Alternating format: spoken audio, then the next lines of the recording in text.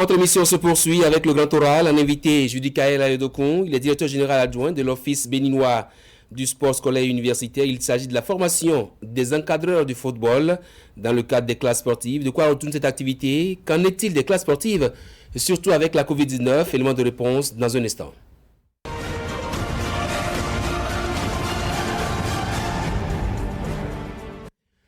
Monsieur Aledokun, bonsoir. Bonsoir, monsieur. Bienvenue sur ce plateau. Merci beaucoup. Est-ce confrère? Confrère pour toujours.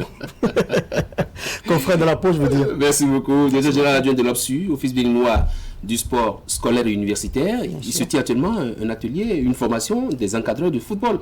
Dites-nous de quoi cette activité-là. Merci beaucoup, monsieur Emmanuel Nwosu. Alors, du 6 au 10 janvier et du 10 au 12 janvier 2021 se tient au niveau du stade de l'amitié de Cournot et puis à Porto-Novo une formation à l'endroit des encadreurs de football. En fait, c'est des encadreurs de nos différentes classes sportives et nous en avons 88 qui fonctionnent de façon intéressante depuis plus d'un an et demi. Donc, on a reçu la visite des experts de la fédération béninoise, la fédération française plutôt, la fédération française de football, ainsi que des instructeurs FIFA qui sont venus renforcer, des instructeurs locaux, dont Edmé Kodjo, M. Fortuné Glélé et consorts. Ils sont venus donc les renforcer afin de donner les derniers éléments. Et vous savez que les lois au niveau du football sont en perpétuelle mutation, donc il y a quand même de derniers éléments intéressants concernant donc les lois dans le domaine du football qui sont venus apprendre à nos encadreurs qui vont à leur tour enseigner nos enfants. Ils sont près de 10 000 enfants qui doivent suivre les instructions de ces messieurs-là. Donc il est quand même intéressant et urgent de leur donner les éléments nécessaires, les âmes nécessaires pour qu'ils puissent à leur tour donner de bons éléments, de bonnes informations, de bonnes formations à nos enfants afin que la relève soit quand même assurée. Et donc depuis ce matin, la formation a démarré, va se poursuivre comme je l'ai dit jusqu'au 12 janvier prochain. Et à partir de la mi-janvier, eh bien, ces instructeurs vont se dépêcher sur le terrain, vont couvrir les 77 communes du Bénin et à leur tour, donc, donner la formation à nos enfants, à nos apprenants, qui sont des enfants de la 6e en terminale, filles comme garçons, qui sont inscrits volontairement dans les classes sportives. Je rappelle que cette activité, la formation des encadreurs, n'est qu'une de la série d'activités que vous avez organisées à l'OPSU. Bien évidemment, avant cette formation déjà, du 2 au 5 janvier dernier, nous avons assisté à la formation des jeunes arbitres, les jeunes arbitres béninois. En fait, nous avons développé au niveau de l'OPSU, par le biais du ministère des Sports, un projet qu'on appelle projet jeune officiel, qui prend en compte donc des jeunes arbitres, des jeunes reporters sportifs, des jeunes coachs, des jeunes secouristes également. En fait, nous avons décidé de former des jeunes béninois à certains métiers du sport, vu que nous sommes en train de développer les infrastructures sportives à n'en plus finir. Donc, il est quand même loisible de former ces gens-là pour animer le sport, aussi bien au niveau du football que dans d'autres disciplines sportives retenues.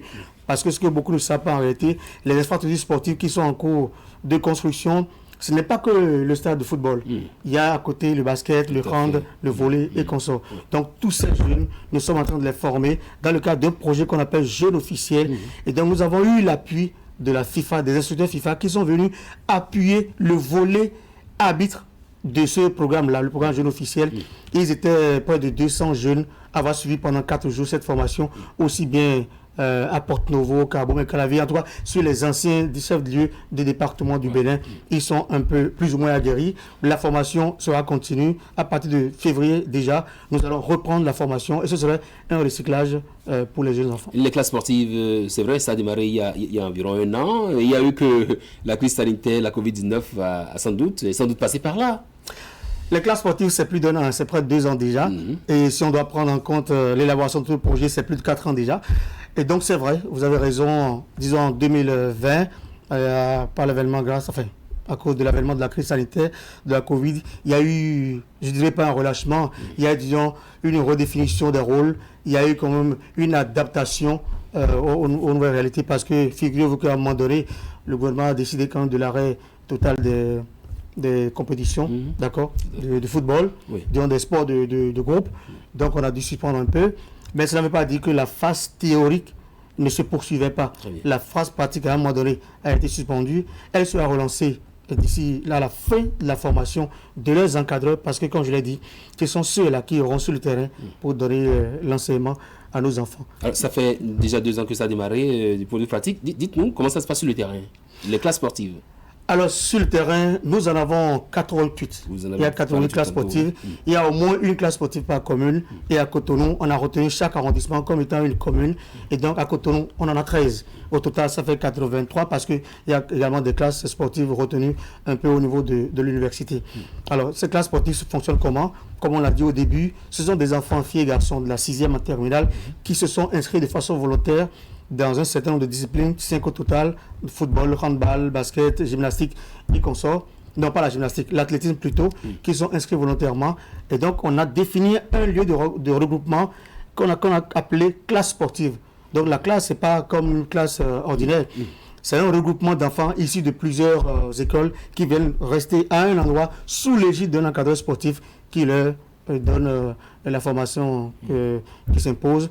Et donc, ça fait près de 2 ans déjà que cela se passe.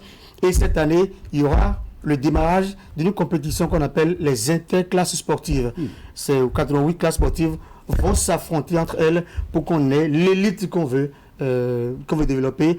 Et c'est l'élite là que nous allons prendre et faire les compétitions, participer aux compétitions régionales, sous-régionales, continentales et à l'international. Est-ce qu'on peut déjà s'essayer à un petit bilan de ce qui se fait sur le terrain quand on parle de classe sportive aujourd'hui? Quel est l'engouement des jeunes à prendre part à ces différentes classes sportives? Si vous avez, je suppose que vous n'avez pas encore eu la chance de tomber dans l'une de les séances, si vous avez la chance d'aller à l'entraînement, aux différentes séances d'entraînement de ces enfants-là, vous allez sentir la motivation et l'énergie, la passion que les encadreurs ont à enseigner ce qu'ils ont appris durant toute leur vie. Et donc, je crois que si en termes de bilan, la motivation hier, les enfants sont davantage formés et c'est maintenant, quand on va faire les interclasses sportives, qu'on pourra apprécier véritablement le niveau de nos enfants. Et ce n'est qu'après ça que véritablement on pourra dire si le bilan est totalement positif. En tout cas, en matière de mise en œuvre, le bilan est positif. Mais dans l'attente de voir les résultats concrets pour se dire, bon, s'il faut se féliciter ou s'il faut corser davantage la formation afin que les enfants soient quand même aguerris. Parce que ce que nous voulons faire, et vous l'avez compris, avec la batterie des réformes entreprises au niveau du ministère des Sports, c'est que nous sommes en train de renforcer l'existant, mais on est en train de faire un travail de fourmi à la base pour que d'ici quelques années, vous voyez véritablement ce qui se fait. Comme le chef de l'État le dit souvent, il y a des réformes qui sont visibles, il y a d'autres qui le sont moins. Et la formation des classes sportives en fait partie. D'ici quelques années, on aura la chance et l'occasion d'apprécier le talent de ces jeunes-là qui vont, nous l'espérons, et c'est d'ailleurs notre objectif, qui vont animer l'élite sportive, qui seront les éclaireurs de demain. Et voilà, c'est notre ambition. On l'a dit tantôt, c'est aussi le sport universitaire. À ce niveau, qu'est-ce qui se passe? Alors, pendant des années, on a eu droit chaque année à ce qu'on appelle des Jeux universitaires. Et les Jeux universitaires, disons que c'est un regroupement d'universités dans un cadre bien précis. Et pendant une dizaine de jours, il y a une confrontation dans différentes disciplines sportives. Et les meilleurs sont primés. Cette fois-ci, on a décidé de procéder autrement. Ce sera désormais des championnats universitaires, comme cela se fait dans plusieurs pays déjà. Et donc, à partir de la fin du mois de janvier, on va solliciter toutes les universités qui souhaiteraient prendre part à ces compétitions-là. Et donc, il y aura des confrontations zonales et il y aura à la fin une phase finale qui va rassembler les meilleurs des meilleurs. Et ce sera dans plusieurs disciplines. Il y aura le foot, il y a le handball, il y a le basketball. Et cette année, on envisage y ajouter l'athlétisme. Également, c'est toujours pour former l'élite parce que vous savez, quand les enfants vont quitter les classes sportives, et il y en a qui ont déjà eu le bac l'année dernière, qui sont déjà au niveau de nos universités et qui réclament des compétitions. Ceux-là également vont prendre part à ces compétitions-là, à ces championnats-là. Et on aura également l'élite au niveau, au niveau universitaire, élite au niveau scolaire. Et donc, finalement, on aura la crème de la crème. Et les sélectionneurs nationaux n'auront plus que l'embarras de choix pour composer le 11 national. La grosse interrogation, M. Yadokoun, c'est qu'est-ce qu'on fait pour capitaliser ce qui est en train d'être fait? On a vu dans ce pays des jeunes convoyés au Brésil, mais qui sont redevenus des jeunes footeux dans les rues de Cotonou. Qu'est-ce qu'on fait aujourd'hui pour que ce qui est fait soit vraiment capitalisé? Alors, je peux risquer quelque chose en annonçant que en fait, le projet classe sportive, disons, c'est basé un peu sur les ruines de ce que vous évoquez là. Parce que forcément, il y avait un existant. Tout à fait. Et ce n'était pas trop ça. En fait, c'est l'existant qui a été amélioré davantage et qui a donné ça. Et donc, nous avons un circuit. C'est-à-dire que les jeunes sont formés au niveau scolaire. Ils vont au niveau universitaire. Ils sont davantage formés. Ceux qui veulent, à un moment donné, ceux qui vont décider d'évoluer dans l'élite sportive, qui veulent faire carrière, qui voudront faire carrière dans le foot ou dans le hand, en tout cas dans les différentes disciplines sportives retenues. Il y a les académies qui sont en construction. D'accord. Et les 22 stades qui sont en construction, ce n'est pas anodin. Il y a les académies sportives qui sont également en construction. On n'en parle pas beaucoup. Et donc, ceux-là qui vont décider à un moment donné, qui vont se dire, oui, je vais faire carrière dans le foot, dans telle discipline, ils seront récupérés et iront dans les académies pour suivre une formation encore plus intensive. Et donc, forcément, on pourra soit alimenter nos championnats nationaux, soit ils vont découvrir d'autres championnats à l'international. Et puis après, il y aura le retour pour renforcer l'équipe nationale. C'est pour vous dire quoi? C'est-à-dire que les jeunes qui sont en construction, qui sont en formation maintenant, avec l'OPSU, avec le ministère des Sports, c'est des jeunes qui ont une carrière à défendre. Et il y a un suivi rigoureux qui est fait aussi bien par les cadres de l'OPSU que par les cadres, enfin les instructeurs qui sont dépêchés aussi bien par la FIFA que la Fédération béninoise de football, les différentes fédérations qui travaillent avec nous. Donc, il y aura un suivi. Ce qui avait manqué, c'était le suivi. Nous, on n'a même pas le choix. Il y a le suivi qui est rigoureux et nous sommes évalués par rapport à ce suivi. Le Bénin s'était illustré par le passé par la prise de nombreuses initiatives, lesquelles sont copiées par d'autres pays de la sous-région, qui excellent d'ailleurs pendant que nous, on regresse. Là également, qu'est-ce qui est fait? Classe sportive, c'est quand même une initiative à soutenir. Je vous l'ai dit, oui. Le suivi sera fait, le suivi sera rigoureux, que nous soyons là. Parce que vous avez dit tantôt que les instructeurs sont, en fait, pour eux, c'est un exemple à perpétuer. Oui, et vous savez, quand je les écoute parler, ces instructeurs, les Mekodjo, les Lafio, Yessoufou, les Yoish Alo-Tari, quand j'entends ces messieurs parler, ils regrettent que cela n'ait pas vu le jour plus tôt, en leur temps. S'ils avaient eu ça dans leur temps, peut-être que le Bénin ne serait plus à la traîne, encore que là, on n'est plus à la traîne depuis quelque temps. Avec la CAN, avec notre performance à la CAN. Depuis quelque temps, le Bénin est devenu une nation de football respectable et respectée. Et on tient à garder notre rang là. Et pour garder le rang, il faut former les plus jeunes pour venir renforcer leurs grands frères afin que nous maintenions toujours le cap. Donc, par rapport à ce que vous disiez tantôt, c'est une question de suivi. Le suivi, sous la rupture, vous le savez, il est rigoureux. On n'a même pas le choix. Ça doit se faire et ça va se faire. Et nous sommes, comme vous l'avez dit également, nous avons commencé par devenir des exemples dans plusieurs domaines. Pour les classes sportives, nous sommes un exemple, d'où l'intérêt de la FIFA.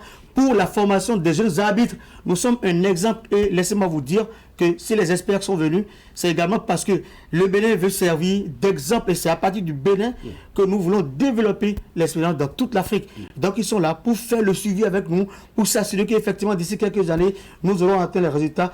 Et après, cela sera implémenté dans toute l'Afrique. Et donc c'est un plaisir, c'est un honneur pour le Bénin d'être donc le berceau de cette expérience-là.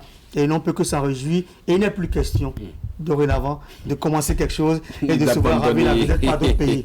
Nous tenons à cela, nous allons maintenir le cap et vous allez voir d'ici quelques années ce que cela va donner. Le ministre des Sports, le jeune Khoumeki Oswald, il est très dynamique d'ailleurs. Quand il a pris service tout de suite, il a dit qu'il faut donner les chances égales aux disciplines sportives qu'il y a dans le pays.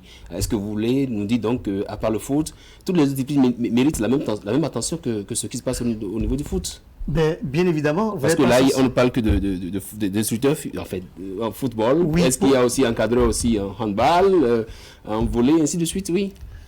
On a voulu commencer d'abord par le football. Et je vous ai dit que les classes sportives, ce n'est pas que le football. Il y a le handball, le basketball, les consorts. Il y a 5 disciplines au total. Mais pour l'instant, ce qui a intéressé la FIFA, c'est d'abord le foot. Et puis après, progressivement, on va aller sur les autres disciplines. Donc, ce n'est pas que le foot qui intéresse. C'est vrai qu'il y a cette propension à faire et je n'en veux pour preuve que l'amélioration de la cagnotte des subventions aux différentes fédérations du sport au Bénin depuis l'avènement du régime de la rupture. Le ministre Oswald Meki, il a dit il faut donner des chances égales à toutes les fédérations. Les subventions ont été largement améliorées. Et si vous vous rapprochez des présidents de clubs, des présidents de fédérations, ils vous le diront, c'est la preuve de son engagement tangible à à donner des chances à toutes les fédérations. Et nous espérons également que d'ici là, les autres sports vont suivre davantage et le Bénin pourra devenir une grande nation de sport et non uniquement de football. Votre mot de la fin, M. Dekoun. J'aimerais remercier l'engagement, la détermination des instructeurs FIFA, des instructeurs locaux. Remercier également la vision du ministre Ozan Domeki, du DG OPSU Donald Alexis Akapo, également de toute l'administration du ministère des Sports qui a pris à bras le corps certaines réformes et qui nous permettent aujourd'hui de commencer par voir des effets tangibles. Je remercie chacun de tous. Je vous remercie vous également pour votre soutien constant au développement du sport, votre soutien par rapport aux activités de l'OPSU. Je remercie les Béninois et que vive le sport. C'était Judy Kaela Dokou, merci d'être passé, directeur général adjoint de l'Office béninois du sport scolaire et universitaire. Merci d'être passé. Merci. 90 minutes au Bénin, c'est aussi ce tour que nous faisons sur la toile et on retrouve aux manettes Roméo Aklozo.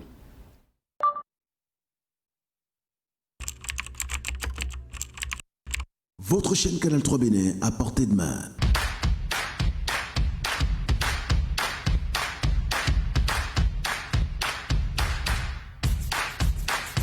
Découvrez désormais depuis votre smartphone ou tablette toute l'actualité nationale et internationale, vos émissions préférées de la chaîne Canal 3 en live 24/24 où que vous soyez à travers son application disponible en téléchargement libre sur Play Store. Canal 3 et sur le www.canal3television.com, vous êtes les bienvenus. Canal 3, la passion de l'image.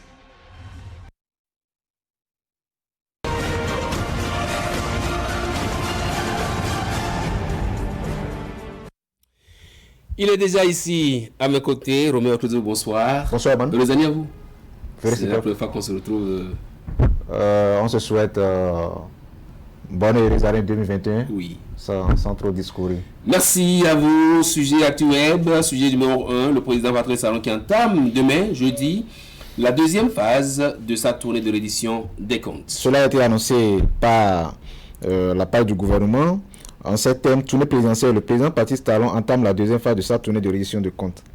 Du 12 novembre au 12 décembre 2020, la première phase de la tournée de reddition de comptes du président Patrice Talon l'a conduit par voie de terre au bout de 6 801 km parcourus dans 60 des 77 communes du pays.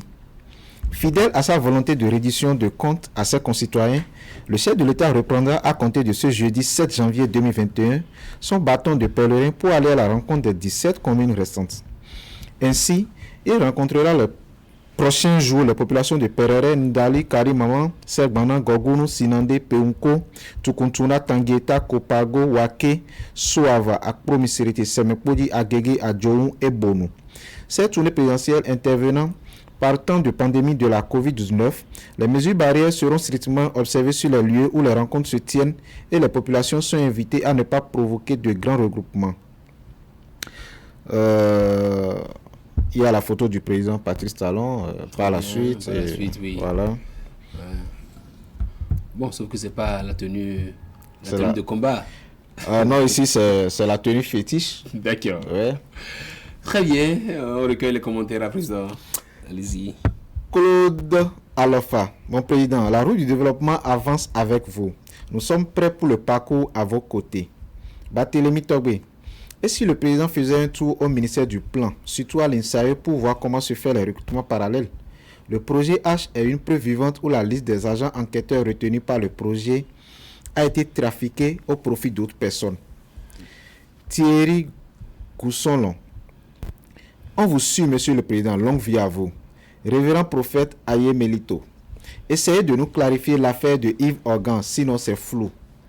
Mathias Kouemayo. Bonjour le Bénin. Veuillez nous payer nos heures supplémentaires de l'année dernière. Payez-nous, nous avons faim et soif. Nous voulons payer nos factures d'électricité et nos loyers à nos propriétaires. Israël Leroc. De toute façon, sachez qu'il y a un maître qui est au-dessus de tout et qui observe la manière dont les choses vont. L'heure sonnera. Meda Hossou. Voilà les infos qu'on espère. J'aime mon président, Patrice 20 ans. Janvier Hueto. Mon président, longue vie à vous. Romain Messé Ronsounou. Un président développeur comme Talon, on ne le lâche pas simplement.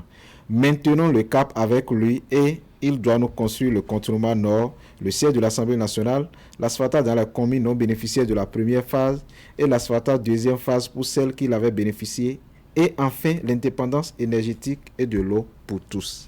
Voilà qui est bien clair sur ce sujet. Je pense que les internautes sont d'avis. La tournée commence déjà demain par Perere, Perere à partir de 13h. Oui. Et elle se poursuivra jusqu'au 15 Oui. janvier. Oui. Voilà. On note que parmi les 17 communes, il y a 11 qui sont du nord, Oui. il y a une commune de l'Atlantique, Soava, et les Exactement. autres qui sont de Lomé ici. Lomé, voilà. C'est pas mal ça. C'est un bon casting, hein? Très c'est bon. c'est bien. Alors, deuxième sujet, santé, on parle santé. Le préfet Firmin Couton du département du Zou qui interdit la consommation de la chicha aux populations. Et on dit qu'il est en train de sauver une jeunesse en déperdition. Exactement, ce n'est pas un arrêté en date du 4 janvier 2021 que le préfet a interdit la consommation du chicha dans les lieux ouverts au public. Tout à fait. Une information relayée par plusieurs internautes dont Rodolphe Daga, où il dit santé, le préfet Firmin Couton interdit la consommation du chicha dans les lieux publics. Il sauve la vie aux populations du Zou. Comme on peut l'attendre, il y a eu Forcément des commentaires. On y va avec Fabrice Davon. Très bonne décision. Faudrait que les autres préfets lui emboîtent les pas. Bernardi Nassi. Belle initiative, mon préfet. Alain Akoteyon. J'approuve totalement l'idée du préfet qui est salutaire. Misaï Camille Guirouya. Bonne nouvelle qui mérite d'être généralisée par les autres préfets dans leur région. Christian Guégui. Que cette décision soit généralisée. Paten Ogaouin. Une décision très salutaire. Merci à l'autorité préfectorale. Durant Nyonfou, je crois qu'on devait étendre cela à tout le territoire national. Je veux dire tous les autres départements. Il s'agit d'une question de santé publique et les autorités au sommet de l'État devraient s'en préoccuper. Christus Obed Sousoupe, merci à l'autorité. Aristak alias Sidi, interdit seulement l'utilisation dans les boîtes où les buvettes ne servira à rien. Pour faire très simple et efficace, il faudrait tout simplement interdire la commercialisation des chichas sur toute l'étendue du territoire national. Ça ne coûte pas grand-chose et ça pullule actuellement dans les maisons à Cotonou. Voilà, c'est un peu On constate que tout le monde milite pour sa généralisation. Sa génération, ça, on est dans tous les départements du Bénin, qu'on puisse interdire la consommation de la chicha. Mais exactement. justement, une question, comment l'importe-t-on au Bénin? Voilà, C'est d'abord ça qu'il faut régler. Oui, c'est d'abord ça qu'il faut régler. Il y a d'autres, par contre, qui se demandent pourquoi on interdit la consommation de chicha dans les lieux publics et on laisse la consommation de la cigarette dans les lieux publics continuer. Aussi, tout à fait. Oui, et je pense que pour eux, c'est tout un paradoxe. Moi, je pense que la question est vraiment logique et il va falloir que les autorités se penchent là-dessus. Alors, mais que faut rester la loi, donc que la loi votée soit appliquée alors, et puis on a fini avec ces différentes... Exactement. Voilà. Sujet numéro 3, qui peut valablement succéder à Patrice Talon en 2021 si éventuellement il décidait de ne pas rempiler? Et Willy Bayala a fait un casting depuis quelques jours à ce propos. Depuis quelques jours. Willy Bayala, sacré Willy. Il a décidé de faire un casting. Oui. Beaucoup y sont passés. Le ministre de l'économie et des finances, M. Robert Ouadaï. Oui, tout à fait. Il y a eu le ministre d'État Pascal Irénée Koupaki. Oui. Il y a eu le ministre Abdoulaye Biotchane. Il y a eu le ministre du cadre du ville et du développement durable, Oui, José Tonato, pour ne citer que ceux-là. Oui. Et il y a eu aussi le ministre Oswald Omeki. Il m'a oublié alors. Ils ont oublié que je suis aussi. Je rappelle les critères tout au moins d'âge. Il y a eu évidemment le ministre Oswald Omeki, le jeune ministre dont on va parler, où il dit un jeune talentueux qui pendant des années est resté aux côtés du père pour apprendre. L'enfant a grandi et peut aussi garder la maison si papa la lui confie. Très bien.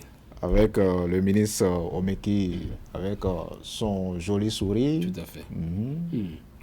C'est vrai qu'on entend Khomeki, les gens ne savent pas qu'il est à Dja. Il est venu sur un plateau un jour, j'ai demandé, c'est quoi le vrai nom? Et il me l'a dit. Je laisse ça pour après. Les commentaires.